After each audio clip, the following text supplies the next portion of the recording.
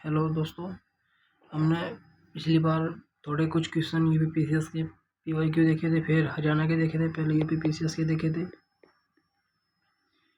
फिर हरियाणा के भी देखे थे हमने, एचपीएससी के भी, हमने बीपीएससी के भी देखे थे और यूके पीसीएस के भी कुछ क्वेश्चन देखे थे। हम यूके पीसीएस के देखते हैं, फिर आज से कुछ क्वेश्चन यूके पीसीएस के सीरीज शुरू करते हैं। हम इसमें पीवाईक्यू लेंगे, जो पीवाईक्यू लेंगे, और पीवाईक्यू सामान्य तरीके से नहीं लेंगे, कुछ एक्स्ट्रा फैक्ट के साथ लेंगे। और आप ध्यान से देखिएगा, ज़रूर आपको फ़ायदा होगा इसका।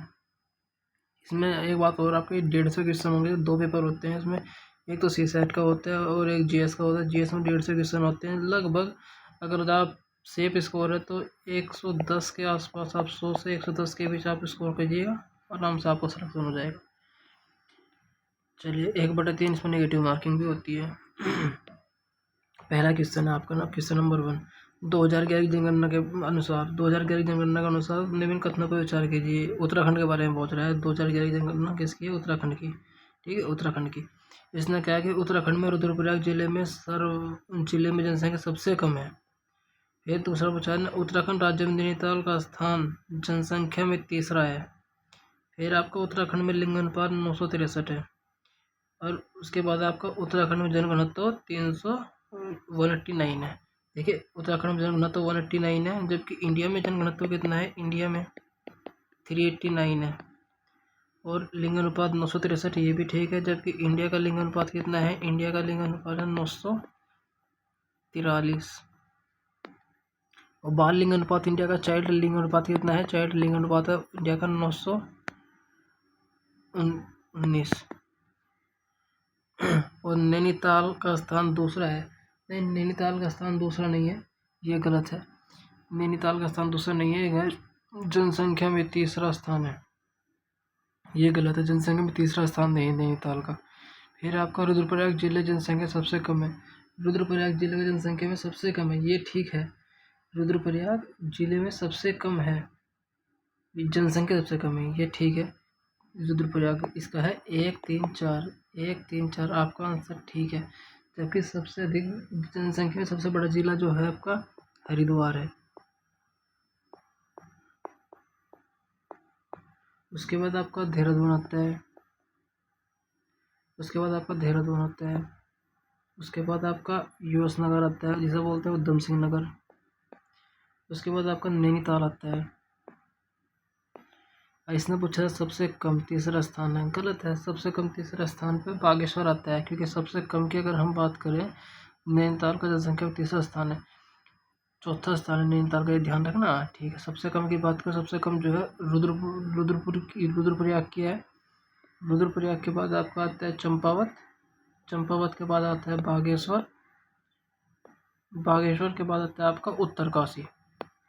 चंपावत जो है रुद्रप्रयाग, चंपावत, बागेश्वर, हरिद्वार सबसे अधिक है, फिर देहरादून है, फिर यूएस नगर है, और नैनीताल चौथे स्थान पर है। ध्यान रखना, चौथे स्थान पर है। ठीक है।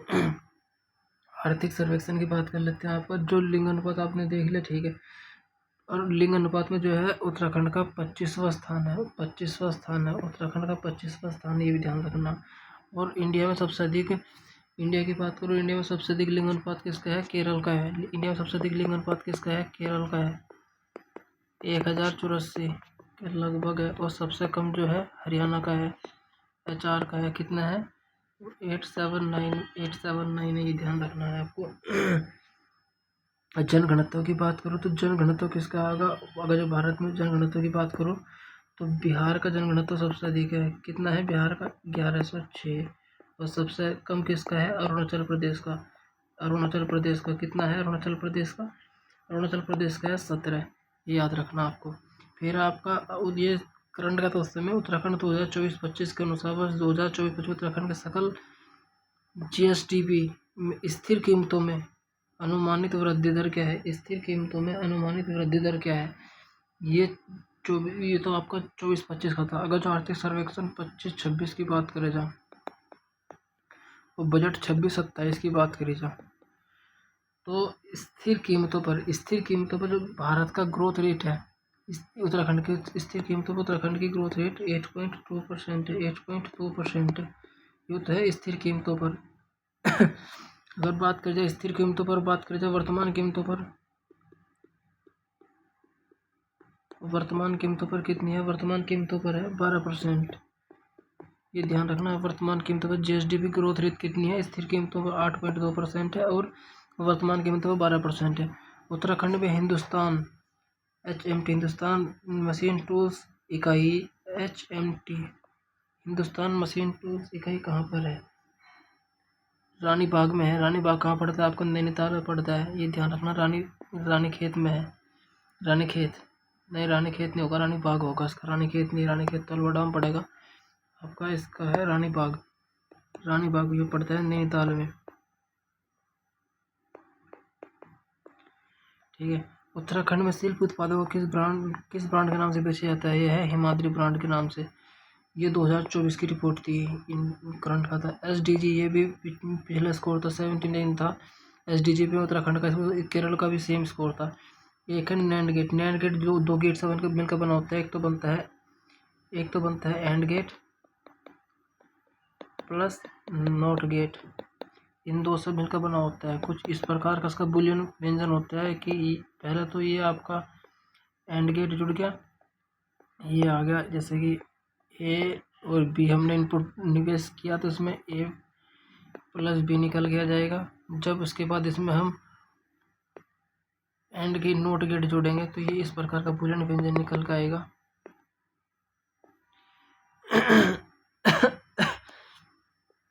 इस प्रकार का बुलियन व्यंजन निकल के आएगा। ये क्या आंसर आएगा इसका? ए डॉट बी डैश बार। इसका आंसर आएगा बी। इसका आंसर आएगा बी। कंप्यूटर के प्रोसेस की गति को मापने के लिए किस निबंध में से किसका प्रयोग किया जाता है? प्रोसेस की गति हर्ट्ज में नापी जाती है। पिक्सल जो है यह फोटो का साइज होता है, फोटो का। बिट जो है ये डाटा संग्रह की इकाई है। बिट और बाइट दोनों डाटा संग्रह की इकाई है। ईमेल भेजने और प्राप्त करने के लिए क्या बात करो? ईमेल भेजने और प्राप्त करने के लिए निम्न किस एप्लीकेशन सॉफ्टवेयर का प्रयोग किया जाता है? आउटलुक। माइक्रोसॉफ्ट आउटलुक का प्रयोग किया जाता है ईमेल भेजने और प्राप्त करने के लिए। डाटा मैनेजमेंट सिस्टम के लिए एक्सेस का प्रयोग किया जाता है। इसका डाटा मैनेजमेंट एक्सेस के लिए किया जाता है। डाटा मैनेजमेंट एक्सेस के लिए प्रयोग किया जाता है। डाटा मैनेजमेंट एक्सेस के लिए एक्सेल नहीं, डाटा मैनेजमेंट एक्सेस के लिए प्रयोग किया जाता है, ठीक है। और MS वर्ड जो है ये नोट्स बनाने के लिए काम किया जाता है, नोट्स, ठीक है। पास का फॉर्म क्या है? PAAS, platform as of axis, इसका फुल फॉर्म है। एक दृढ़ पिंड का आयतन प्रत्यास्थ गुणांक कितना होता है? अनंत। इसे आप ध्यान रखिएगा बस। कौन सी पंचवर्षीय योजना में समावेशी और विकास पर केंद्रित थी? 11वीं पंचवर्षीय योजना है। बस 12वीं का भी सेम लक्ष्य था, बस उसमें यह ध्यान रखना कि समावेशी विकास और सतत विकास की बात की गई थी 12वीं में। उसमें सतत शब्द भी जुड़ जाएगा, बल्कि समावेशी विकास, अगर केवल समावेशी विकास की बात करेगा तो 11वीं है, 12वीं है, सतत विकास भी जुड़ जाएगा, ध्यान रखना आपको। अब आप आगे ध्यान रखिए, क्या उत्तराखंड जड़ी बूटी अनुसंधान विकास संस्थान कहाँ पर है? आपका ऑप्शन है जागेश्वर, गोपेश्वर, रामनगर, बागेश्वर। आपका इसमें है गोपेश्वर। गोपेश्वर कहाँ पड़ता है? ये चमोली में पड़ता है, ये ध्यान रखना, चमोली में पड़ता है। ध्यान रखना कि जड़ी बूटी अनुसंधान विकास केंद्र कहाँ पर है? चमोली में पड़ता है, ये ध्यान रखना। ये आपका बजट 2025-26 का तो नया बजट आ गया, उसका आपको ध्यान रखना है। नाभिकीय रिएक्टर में मंदक के रूप में प्रयोग किया जाता है। नाभिकीय रिएक्टर मंदक के रूप में भारी जल जिसे बोलते हैं DTO, इसे बोलते हैं भारी जल DTO। जब नाभिकीय रिएक्शन होती है, इस नाभिकीय रिएक्शन में ग्रेफाइट की छड़ का प्रयोग किया जाता है मंदक के रूप में। तो ग्रेफाइट की छड़ का प्रयोग किया जाता है, ग्रेफाइट की छड़ का प्रयोग किया जाता है। ये जो है, जो न्यूट्रॉन का विखंडन होता है, न्यूट्रॉन का विखंडन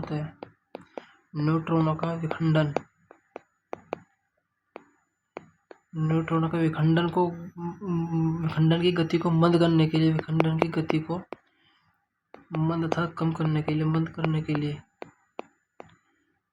लिए इसका प्रयोग किया जाता है। ठीक है। और ताजमहल के संगमरमर पर रंगहीन और चमकीला होने का कारण क्या था? ताजमहल के संगमरमर का रंगीन और चमकीला, रंगहीन जिसमें रंग ना हो, चमकहीन, ये चमकीला नहीं, चमकहीन, चमक खो चुका है ताजमहल अपनी, होने का कारण क्या है? अम्लीय वर्षा। आपको अम्लीय वर्षा में क्वेश्चन ये बनता है कि अम्लीय वर्षा का पीएच वैल्यू कितना होता है, बताइए। अम्लीय वर्षा का लगभग पीएच वैल्यू 4.2 से 5.6 के बीच होता है। पीएच वैल्यू, पीएच मान 4.2 से 5.6 के आसपास होता है। और दूसरी बात है कि अम्लीय वर्षा में सोडियम SO2X के और नाइट्रोजन डाइऑक्साइड के अणु इसमें विद्यमान होते हैं, ये ध्यान रखना है। NOx। वायुमंडल के आधार से शिखर तक उपस्थित वायु में ओजोन परत की सघनता मापी जाती है डॉब्सन इकाई से। जो ओजोन परत उसकी मोटाई नापी जाती है डेसिमल से। आप जानते हो कि डेसिमल से ध्वनि नापी जाती है। एंगस्ट्रॉम की है किसकी? 1 एंगस्ट्रॉम बराबर होता है 10⁻⁸ और सेंटीग्रेड बोला डिग्री सेल्सियस, ये होते हैं तापमान के लिए, टेम्परेचर के लिए। ठीक है। और ये एक एंगस्ट्रॉम बराबर 10 1 गुना 1 × 10⁸8। पौधों में ये होता है कि हरे पौधों में खाद्य के रूप में सौर ऊर्जा का भंडारण की दर क्या कहलाती है? सौर ऊर्जा के भंडारण की दर क्या कहलाती है? आपको ऑप्शन है प्राथमिक उत्पादक, द्वितीयक उत्पादक, तृतीय उपभोक्ता, शोषण। प्राथमिक उत्पादक यह है कि हरे पौधों में खाद्य के रूप में सौर ऊर्जा के भंडारण की दर क्या कहती है? प्राथमिक उत्पादक। प्राथमिक उत्पादक होते हैं जैसे कि पेड़ पौधे। जो भी पेड़ पौधे होते हैं ये क्या करते हैं कि प्रकाश की उपस्थिति में और अपनी पत्तियों की उपस्थिति, क्लोरोफिल की उपस्थिति में ये CO2 को ग्रहण करते हैं और ऑक्सीजन निकालते हैं और ATP के रूप में CO2 से ऊर्जा प्राप्त करते हैं। ठीक है। और इस ऊर्जा प्राप्त करते हैं। जो द्वितीयक उत्पादक होते हैं जो शाकाहारी होते हैं।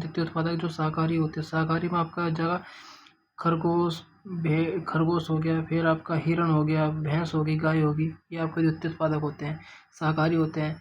इस द्वितीय उत्पादक को प्राथमिक द्वितीय उत्पादक होते हैं, इसे ध्यान रखना आपको, ये द्वितीय उत्पादक होते हैं। इस द्वितीय उत्पादक को ही हम प्राथमिक उपभोक्ता भी कहते हैं। ठीक है। प्राथमिक उपभोक्ता इसलिए कहते हैं क्योंकि ये अपने जीवन के लिए पेड़ पौधों पर निर्भर रहते हैं। द्वितीय उत्पादक हमेशा शाकाहारी होंगे, ये याद रखना। फिर तृतीय उत्पादक की अगर बात करूँ तो जो तृतीय उत्पादक हमेशा मांसाहारी होंगे, जैसे कि शेर। तृतीय उत्पादक हमेशा मांसाहारी होंगे, शेर जो शाकाहारी पर निर्भर रहते हैं, जैसे कि शेर हमेशा भेड़, बकरी, गाय, भैंस इन पर निर्भर रहता है, जो हमेशा मांस खाएगा। तृतीय उत्पादक, ये ध्यान रखना। तृतीय उत्पादक हमेशा शाकाहारी होते हैं और द्वितीय उत्पादक को प्राथमिक उपभोक्ता भी कहते हैं, ये ध्यान रखना। द्वितीय उत्पादक को प्राथमिक उपभोक्ता भी कहते हैं। प्राथमिक उत्पादक पेड़ पौधे होते हैं जो CO2 जो सूर्य प्रकाश की उपस्थिति में क्लोरोफिल से विक्रिया करते हुए CO2 को बाहर छोड़ते हैं, CO2 ग्रहण करते हैं और ATP के रूप में उन्हें ऊर्जा बनाते हैं, ध्यान रखना। स्वश्वसन क्या है? ये ध्यान रखना। स्वश्वसन जो जीवित कोशिकाएं होती है जो ग्लूकोज का ऑक्सीकरण करके ऊर्जा उत्पन्न करती है, जो स्वश्वसन होता है। जो जीवित कोशिकाएं होती हैं ग्लूकोज को ऑक्सीकरण करके, यानी C6H12O6 का ऑक्सीकरण करेंगे, ऑक्सीडेशन करेंगे, इससे जो ATP ऊर्जा होगी, इस ATP ऊर्जा को ग्रहण करेंगे, CO2 को छोड़ेंगे, ये होती है स्वश्वसन प्रक्रिया। ऐसी परस्पर क्रिया जिसमें एक जीव को लाभ होता है परंतु अन्य को हानि, ना तो हानि और ना ही लाभ होता है। अर्थात ये कहना चाह रहा है कि एक को तो प्लस हो और दूसरे को ना तो लाभ ना हानि। इसको बोलते हैं सहभोजी। इसको बोलते हैं सहभोजिता बोलते हैं। जैसे कि आम के पेड़, जो आपने देखा होगा, आम के पेड़ पर अगर जो आर्किड की बेल चढ़ जाए, आर्किड की बेल चढ़, इससे आम के पेड़ को ना तो हानि होगी ना लाभ, परंतु आर्किड की जो बेल होगी उसको लाभ मिलेगी, जो उससे भोजन ग्रहण करेगी। जो सहजीविता होती है, सहजीविता दोनों में प्लस का रिलेशन होता है, अर्थात दोनों को लाभ होता है। जैसे कवक और शैवाल, कवक और शैवाल एक महत्वपूर्ण एग्जाम्पल है, ध्यान रखना इसको बस। कवक और शैवाल, कवक जो है पौधे को पानी और भोजन देता है।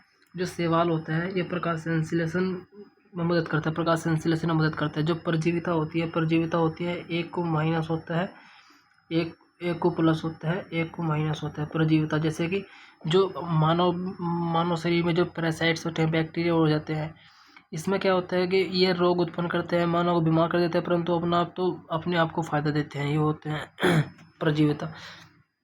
नंदा देवी बायोस्फीयर रिजर्व की बात करूँ, नंदा देवी बायोस्फीयर रिजर्व, थोड़ा सा नंदा देवी के बारे में जान लेते हैं। नंदा देवी जो सबसे ऊंची चोटी है पश्चिम में है, 7,817 इसकी ऊंचाई है लगभग, ये ध्यान रखना है। 7,817, 16 भी आती है कहीं कहीं, ये इसके मीटर ऊंचाई है इसकी। दूसरी बात इस चमोली में है नंदा देवी चोटी। फिर दूसरी बात, अगर नंदा देवी बायोस्फीयर रिजर्व की बात करूँ, तो बायोस्फीयर रिजर्व की अगर बात करूँ तो ये चमोली में भी आएगा, पिथौरागढ़ में भी आएगा, और मेरे भाई ये बागेश्वर में भी आएगा। चमोली, पिथौरागढ़, बागेश्वर, तीनों जगह ही आ जाएगा। ठीक है, ये विश्व धरोहर स्थल में है। ठीक है, नंदा देवी की जो स्थापना हुई थी 1988 के आसपास हुई थी शायद, यही है, हाँ यही है 1988। और उसके बाद इसे 2004 में यूनेस्को की साइट सूची में डाल दिया गया था। 2004 में यूनेस्को की सूची में डाल दिया गया था। ठीक है, तो भारत की दूसरी सबसे ऊंची चोटी है नंदा देवी, क्योंकि पहली तो कंचनजंगा है स्वतंत्र पूरे भारत की अगर देखी जाए। क्योंकि जो केटू है, केटू को हम पाक अधिकृत में गिनते हैं। पाक अधिकृत जो पाक ने देखकर भारत का क्षेत्र कब्जा रखा है, उस वाले क्षेत्र में है हमारी चोटी। जबकि वैश्विक सबसे ऊंची चोटी कौन सी है? माउंट एवरेस्ट है। इसके निवासियों में हिम तेंदुआ, ठीक है, कस्तूरी मृग और नीली भेड़ बुलूसी पाई जाती है, ये दोनों इसके। ठीक है, फिर होता है जैव आवर्धन का मतलब है जो ठोस अपशिष्ट होते हैं उनका अपचयन ना होकर शरीर पे बढ़ते रहना, सांद्रता का ये कर रहा है, क्रमिक सांद्रता का निर्माण होना, यही है इसका, क्रमिक सांद्रता का निर्माण होना। इसका मतलब ये है कि अगर जो आप DDT आपने सुना होगा, एक कीटनाशक दवाई है DDT। जब DDT को अगर जो हम पेड़ पौधों को करते हैं, तो पेड़ पौधों को कीटनाशक बचाने के लिए करते हैं। पेड़ पौधों को खाया गाय ने, गाय का दूध पिया मानव ने, तो यहाँ से जो DDT हमने किया था ये यहाँ पहुँच गया। DDT जो हमने यहाँ से कीटनाशक दवाई की थी, ये कीटनाशक दवा हमने की थी, ये यहाँ से आ गई। अब इसमें संग्राहक होगा अर्थात इसका फिर होता है स्थल भराव, लैंडफिल जिसे बोलते हैं। स्थल भराव ये होता है ठोस अपशिष्ट। समताप मंडल में ओजोन पाया जाता है, ओजोन निर्माण की बात करते हैं। इसकी इकाई क्या है? Dobson meter. स्थिर वैद्युतिक अवक्षेपण कणिक के तत्व इसको बोलते हैं पीएम कण जिसे बोलते हैं। ये दो प्रकार के होते हैं, एक तो होते हैं 2.5, एक होता है 10। जिनके कणों का आकार 10 नैनोमीटर के आसपास होता है उसको PM10 बोलते हैं। जिसके कणों का आकार 2.5 nm के बराबर होता है उसको PM2.5 बोलते हैं। ठीक है, अब इसका देखिएगा, A का 3 कहाँ से है? A का 3, B का 4, C का 2, इसका आंसर है A। हवा में प्रकाश की बात कर लेते हैं। जो जैसे कि हवा में पानी, ये कह रहा है कि हवा में प्रकाश पानी की तुलना में तेजी से चलता है, ये सही है।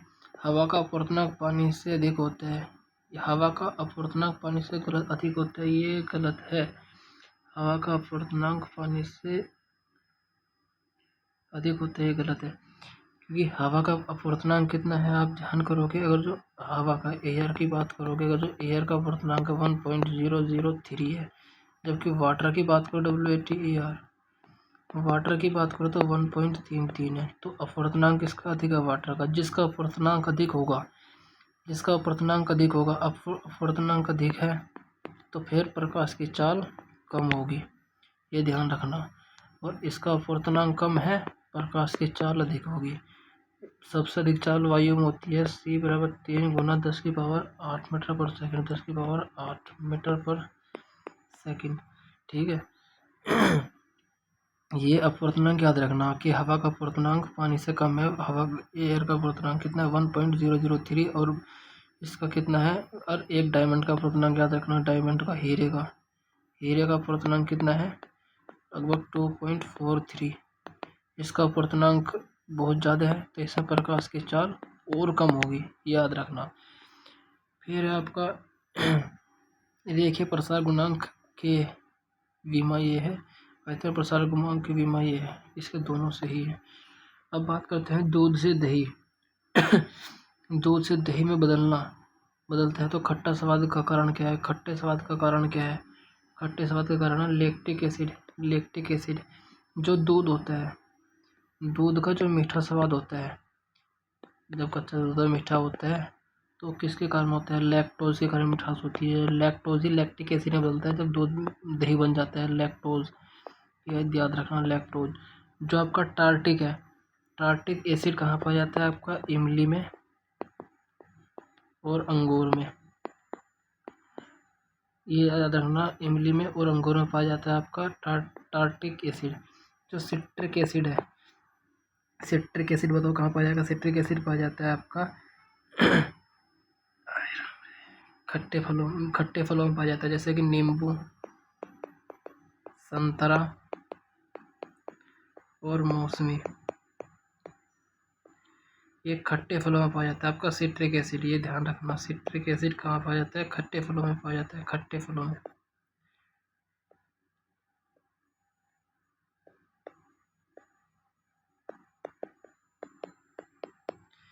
अब एसिटिक एसिड की बात करो, जो एसिटिक एसिड है ये पाया जाता है सिरका में।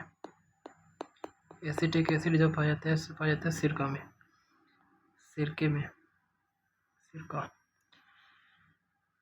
अब है पेनिसिलिन की खोज किसने की थी? पेनिसिलिन की खोज एक इम्पोर्टेंट, सबसे फेमस एंटीबॉडी है। पेनिसिलिन की खोज किसने की थी? दुनिया की पहली एंटीबॉडी है, दुनिया की फर्स्ट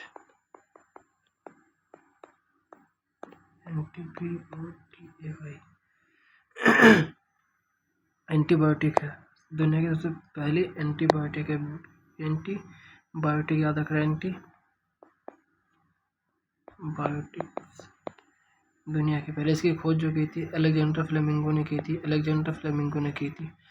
पौधों के वर्गीकरण का सही क्रम क्या है? पौधों के वर्गीकरण का सही क्रम क्या है? पहला तो बनता है आपका जगत,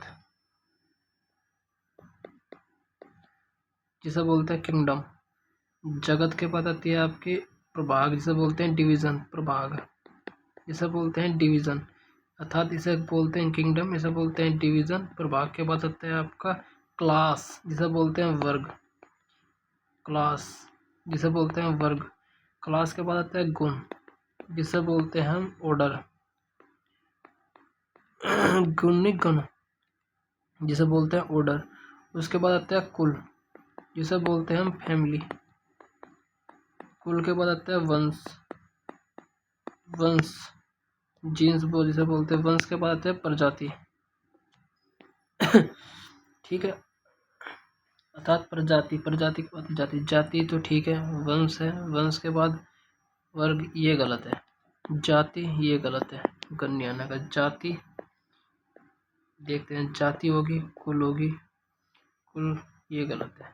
जाति, वंश, कुल, गण, वर्ग ये ठीक है। वर्ग से आगे फिर आएगा प्रभाग, फिर आएगा आपका जगत, अर्थात kingdom, division, class, order, family, genes, species. इसका आंसर है ए, ध्यान रखना। ये करंट अफेयर का है, अप्रैल 2025, ये भी करंट अफेयर का है, करंट अफेयर का है। अब बात करते हैं 32 के। विकसित भारत यात्रा का मुख्य ध्येय, विकसित भारत यात्रा का मुख्य उद्देश्य या मुख्य ध्येय निम्न में से किस क्षेत्र में सूचना का प्रसार करना, किस क्षेत्र में सूचना का प्रसार करना और पहुंच को सुगम बनाना है, पहुंच को सुगम बनाना है। कल्याण और विकास योजनाओं को, कल्याण और विकास योजनाओं को। अब बात करते हैं कौन सा सही है, ये जरूर देखना कि सही पूछा गलत। जैव विविधता की क्षति का मुख्य कारण क्या है? देख, जैव विविधता की क्षति का मुख्य कारण क्या है? जैव विविधता क्षति का मुख्य कारण है कि उनके हैबिटेट, उसके निवास को विखंडित करना। मानव की जनसंख्या तेजी से बढ़ती जा रही है, और मानव की जनसंख्या तेजी से बढ़ने के कारण, जिसके कारण इसका सबसे बड़ा हानि हो रही है कि जनसंख्या जो है वनों को अत्यधिक दोहन कर रही है, वहाँ से बसावट कर रही है, जिससे हैबिटेट, मुख्य रूप से उनका हैबिटेट, उनका आवास का विनाश हो रहा है, जिससे जैव विविधता का दोहन हो रहा है। आवास का क्षतीय विखंडन, ये ठीक है। मानव की गतिविधियों का प्राकृतिक संपदा का दिग्दोहन, ये भी ठीक है। जब एक जाति स्पीसीज विलुप्त होती है तब उस पर आधारित दूसरी जाति पादप स्पीसीज विलुप्त नहीं होती, है गलत है। जब एक जाति विलुप्त होती है तो उस पर आधारित दूसरी जाति भी विलुप्त हो जाती है, ठीक है, ये गलत है। पहला और दूसरा सही है। फिर बात करते हैं आपका सामान्य कोशिकाओं का कैंसर नवद्रव्य कोशिका में रूपांतरण को प्रेरित करने वाली भौतिक रासायनिक अथवा जैविक कारक है। कैंसरजन जैविक कारक है, यह इसका आंसर याद रखना आपको, कैंसरजन याद रखना इसका आंसर है कैंसरजन। फिर है आपका कौन सा युग्म सही नहीं है, निषेचन युग्म जाइगोट, कौन सा युग्म सही नहीं है, ये तो सही है। त्रिशंकर भ्रूण कोश मादा युग्म कोश के प्रांकुल ये सही नहीं है, ये ध्यान रखना, प्रांकुल मूलाग्र ये सही नहीं है, बल्कि निषेचन जाइगोट में होते हैं, ठीक है। त्रिशंकु ये लिखा हुआ भी है, देखिए यहाँ से एक बार यहाँ देख लीजिए 35 है ना, गेमेट्स फिशन डबल फिल्टराइजेशन, ठीक है। पंपल रूट स्टिप ये गलत है। एम्ब्रोसेक फीमेल जेमोटिक ये ध्यान रखना, ठीक है। मादा युग्म रुदुबित ये आपका करंट अफेयर का है। ये ब्रिक्स के सदस्य कौन कौन से वर्तमान में, ध्यान रखना, ब्रिक्स की जो स्थापना वर्तमान में इसके सदस्य हैं 11, वर्तमान में ब्रिक्स के सदस्य हैं 11। और ब्रिक्स की स्थापना कब हुई थी, ये ध्यान रखना, ब्रिक्स की स्थापना कब हुई थी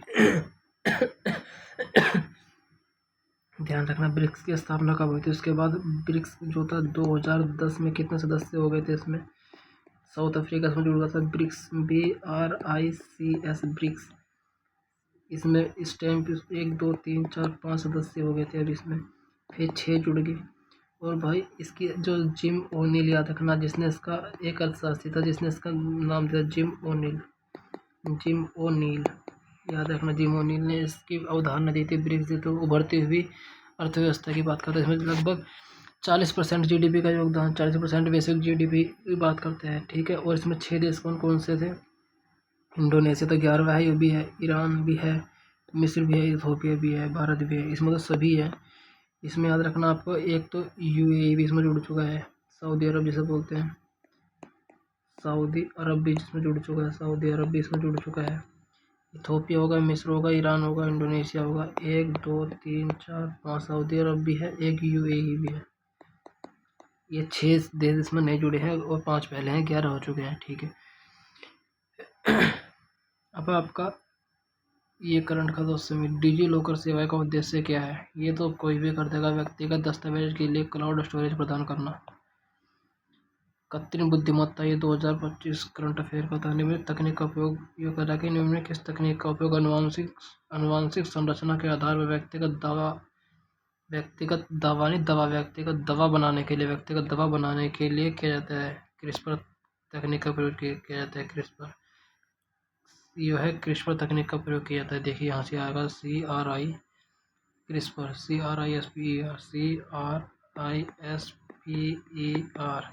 क्रिस्पर क्रिस्पर तकनीक का प्रयोग किया जाता है। ये ध्यान रखना कि क्रिस्पर तकनीक का प्रयोग किया जाता है। फिर आपका IIT रुड़की करंट अफेयर का दोस्तों, उत्तराखंड की पहली नैनो फैब्रिक की करंट अफेयर का दोस्तों, इसका आंसर है आपका समुद्रयान। ये भारत सरकार के समुद्री मिशन का पूरक है। उत्तराखंड सेना ने सूर्योदय चुनौती ये करंट अफेयर का है। उसके बाद है जारी पोप फ्रांसिस आजमा का था, ये उस समय करंट अफेयर का था, अप्रैल ये करंट अफेयर का है। किस अंतर्राष्ट्रीय शिखर सम्मेलन की बात की थी, फिर यूनेस्को का 2025 में संरक्षण परियोजना, ये करंट अफेयर की है। करंट अफेयर के भर भर के क्वेश्चन आते हैं भाई 2025 ये करंट अफेयर का है।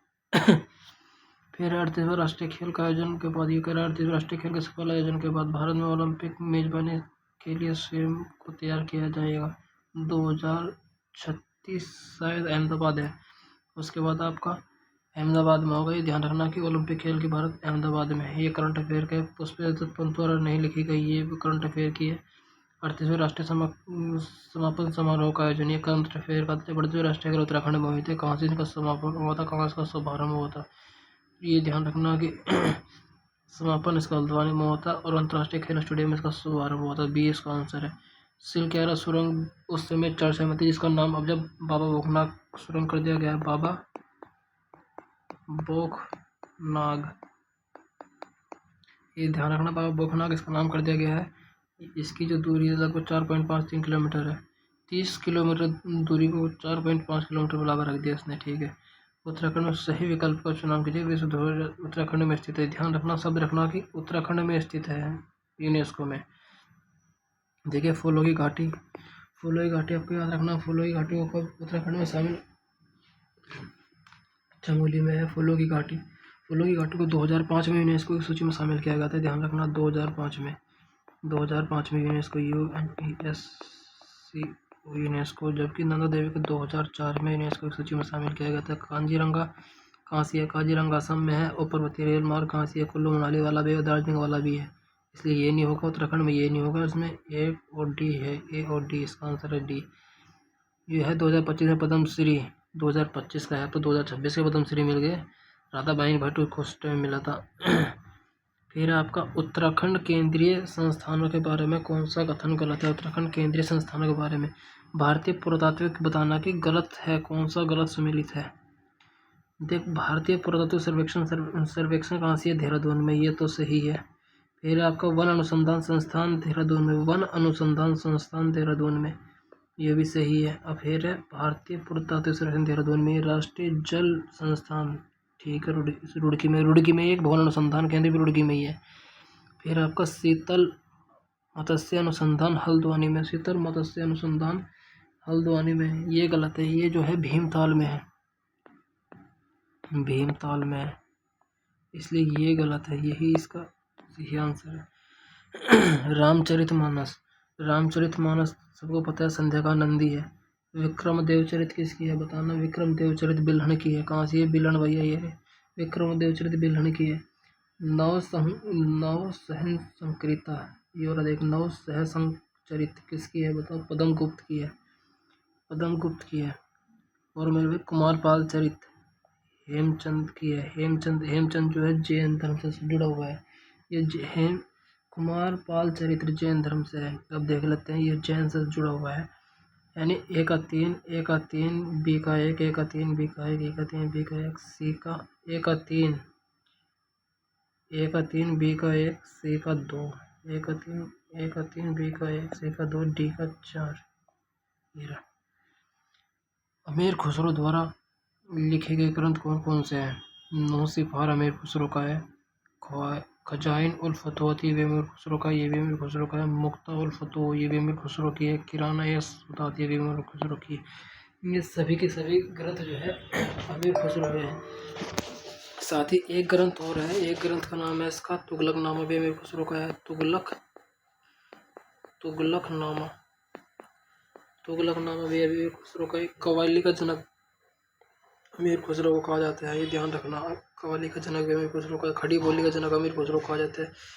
दीवान ए अमीर ए कोही की स्थापना किसने की थी?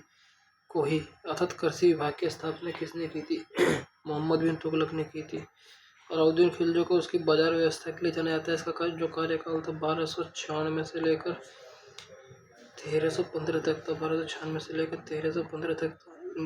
इसके लिए जो था बाजार नियंत्रण प्रणाली के लिए चलाया जाता है। फिरोज शाह तुगलक ने कई सारे, एक तो इसे जाना जाता है फिरोज शाह तुगलक को, इसने जो मोहम्मद बिन तुगलक के बाद आया था फिरोज शाह तुगलक, इसने बाहे के याद में जौनपुर की स्थापना की थी। साथ ही इसने नहरों के विकास में, सर्वाधिक नहरों का विकास इसी के काल में हुआ था। और इसने कुछ विभाग की स्थापना की थी, जिसे दीवान ए खैरात, दान विभाग की स्थापना की थी। दीवान ए खैरात जिसे बोलते हैं, याद रख लो, दीवान ए खैरात, दान विभाग की स्थापना की थी। एक मुफ्त अस्पताल की स्थापना की थी, जिसका नाम क्या था? मुफ्त अस्पताल की स्थापना की थी जिसका नाम था दारुल सफ़ा, दारुल सफ़ा, दारुल सफ़ा की इसने स्थापना की। साथ ही ने जौनपुर शहर बसाया था, जौनपुर शहर बसाया था। और जौनपुर शहर के साथ ही इसने हिसार, हरियाणा में इसने हिसार बसाया था। और फिरोजाबाद भी इसने दिल्ली में बसाया था।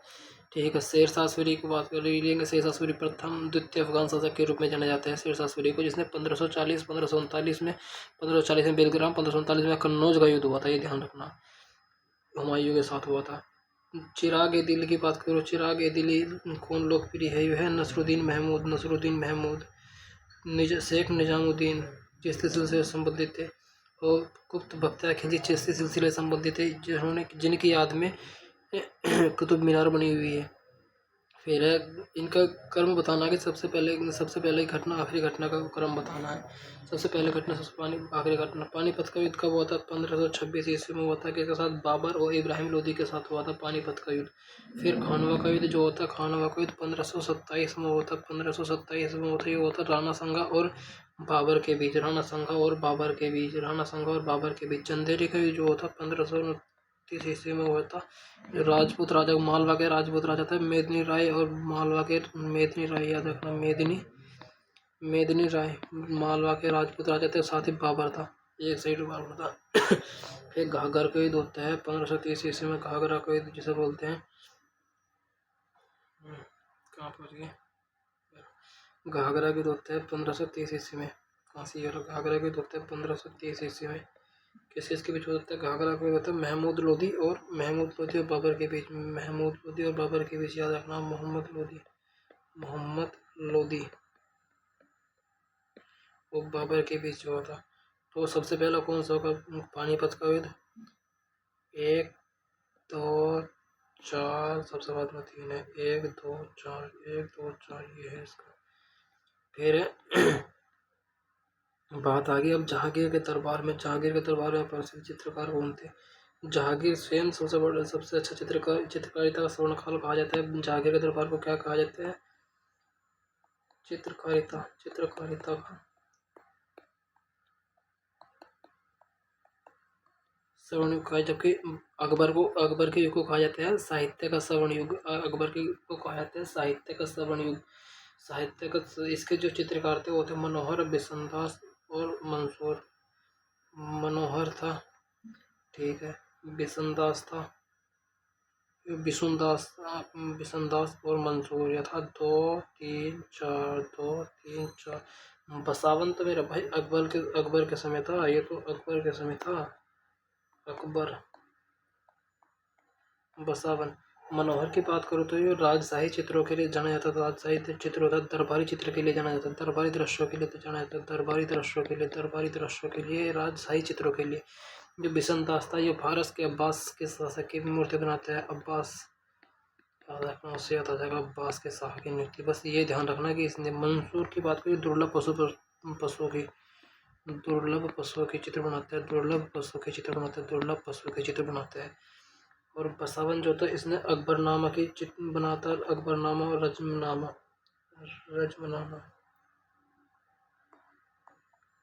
महाभारत का चित्र अकबरनामा। और अकबर के समकालीन कुछ चित्रकार और थे, एक तो मीर सैयद, और कौन थे? एक था आपका Abul Asmad,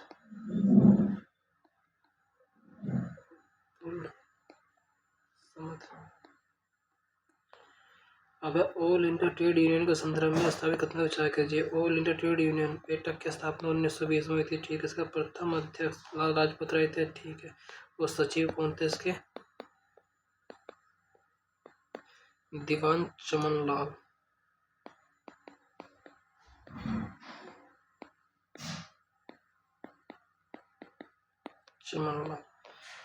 all India trade union federation के संस्थापक एस डांगे थे 1938 में। नहीं, एस डांगे तो मेरे भाई उस मत है जो साम्यवादी आंदोलन जुड़े हुए थे 1924-25 में, और ये नहीं है, इसके है एम एन जोशी, इसलिए ये गलत है और ये कर दो सही है। सही पूछना इसने, ये कर दो सही है। फिर इसने पूछा कौन सा वेद कृष्ण वेद और शुक्ल वेद दो शाखाओं में विभाजित है? कौन सा वेद कृष्ण और शुक्ल दो में समर्पित है? कृष्ण और शुक्ल दो में समर्पित है, बताओ। यजुर्वेद जो है कृष्ण और शुक्ल दोनों में समर्पित है। यजुर्वेद जो है इसको धनुर्वेद भी कहते हैं। इसका उपवेद कौन सा है? धनुर्वेद, याद रखना, धनुर्वेद। धनुर्वेद भी कहते हैं। अथर्ववेद को क्या बोलते हैं? अथर्ववेद को बोलते हैं स्थापत्य वेद। स्थापत्य वेद, स्थापत्य वेद ही बोलते हैं। और सामवेद को बोलते हैं गंधर्व वेद, याद रखना। सामवेद को गंधर्व वेद या संगीत वेद ही बोलते हैं। गंधर्व वेद याद रखना इसका, गंधर्व वेद। और ऋग्वेद का आपको पता है, ऋग्वेद का आयुर्वेद बोलते हैं, औषधि वेद बोलते हैं। ठीक है, ऋग्वेद में सोम देवता 9वें मंडल में है, ये ध्यान रखना। तो सामवेद को संगीत वेद बोलते हैं। ठीक है, सामवेद को संगीत वेद बोलते हैं। ठीक है, इनका उपनिषद याद रखना। पोलीब्राथो, पोलीब्राथो का नाम क्या है? पोलीब्राथो का नाम था पाटलिपुत्र। पोलीब्राथो का नाम है पाटलिपुत्र। पोलीब्राथो, पोलीब्राथो मतलब है राजाओं का द्वार। पोलीब्राथो की बात रखना। जो पोलीब्राथो है, पोलीब्राथो को बोला जाता है पाटलिपुत्र। ये यूनान शासक किसने बोला था? ये बोला था मेरा भाई, ये बोला था इंडिका में। इंडिका किसकी है? मेगस्थनीज की।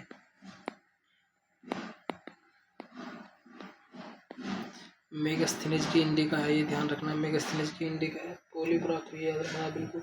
पोलीब्राथो का मतलब होता है द्वारों का द्वार, अर्थात द्वारों का द्वार। द्वारों का मतलब होता है वासी राजाओं का दरबार। द्वारों का दरबार का मतलब है राजाओं का दरबार।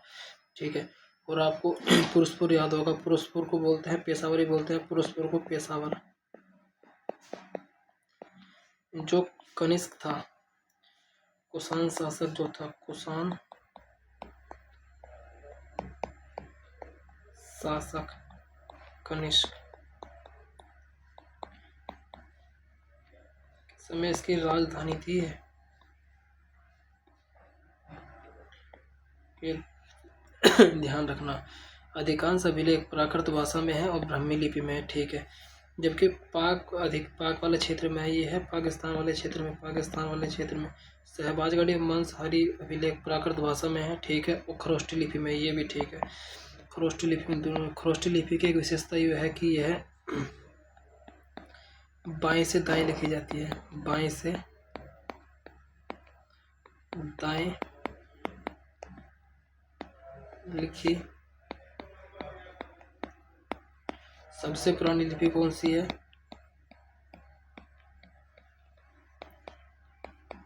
पुरानी लिपि ब्राह्मी लिपि है।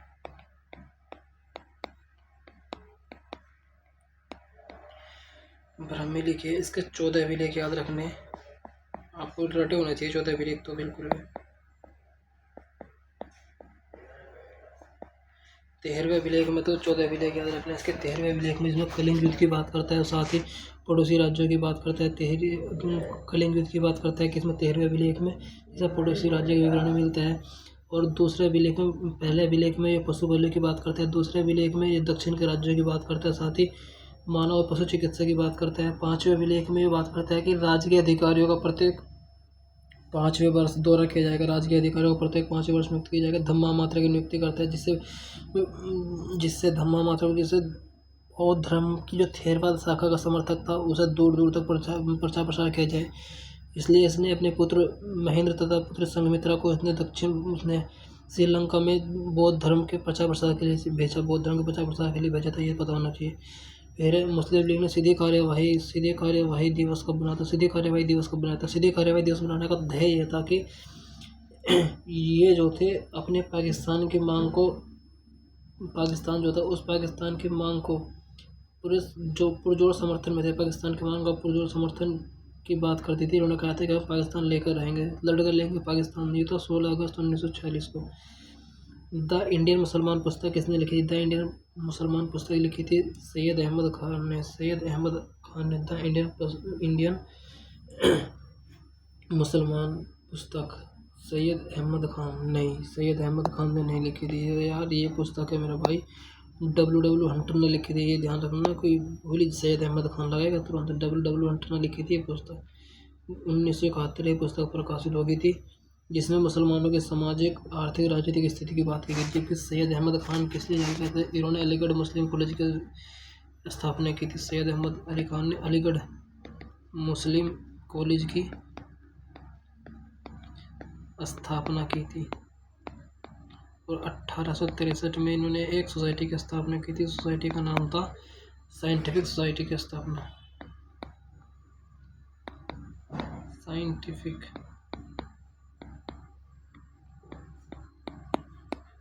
सोसाइटी, साइंटिफिक सोसाइटी की स्थापना की थी, ये याद रखना, क्योंकि ये सर सैयद अहमद खान जो थे कुरान पे विश्वास रखता था, परंतु कुरान की आधुनिक व्याख्या पे विश्वास रखते थे, ये ध्यान रखना। शब्द आ जाएगा सर सैयद अहमद कुरान पे विश्वास नहीं रखते, नहीं, सर सैयद अहमद खान कुरान की आधुनिक व्याख्या पे विश्वास करते थे। उनका मानना था कि कुरान में सब चीज़ों का हल है, परंतु उनकी आधुनिक व्याख्या की जानी चाहिए। बम्बई के धार्मिक सुधारों का आरंभ किसके द्वारा किया गया था? बम्बई के धार्मिक सुधारों का आरंभ किसके द्वारा किया गया था? अरे भाई, परमहंस मंडली लाहौर में, ब्रह्म समाज कलकत्ता में है, देवबंद आंदोलन प्रार्थना समाज आरंभ के बात करते हैं, आरंभ के प्रार्थना समाज। शिक्षा के सार्जेंट योजना कब आई थी? सार्जेंट योजना आई थी 1944 में, सार्जेंट योजना आई थी 1944 में, ये याद रखना, सार्जेंट योजना आई थी 1944 में। जो परमहंस मंडली है ये मुंबई में है, परमहंस मंडली कहाँ सी है? ये मुंबई में थी, बम्बई में। दुर्गाराम मेहता जी दाभोवा पांडुरंग इसके संबंधित थे। जो प्रार्थना सभा थी ये बम्बई में थी, ये भी प्रार्थना सभा थी। जो ये थी, ये तो लगभग 1849 में आई थी, 1849 में, और ये थी 1867 में, ये भी मुंबई में थी। ब्रह्म समाज 1828 में था, ये कहाँ से था? ये कलकत्ता में था, कलकत्ता पड़ता है बंगाल में, कलकत्ता पड़ता है बंगाल में। देवबंद आंदोलन तो पड़ता है आपका सहारनपुर के पास पड़ता है, देवबंद एक स्थान, ये है लगभग सहारनपुर के पास पड़ता है, ये सहारनपुर के पास पड़ता है। चलो अगले क्वेश्चन अभी करते हैं इस में।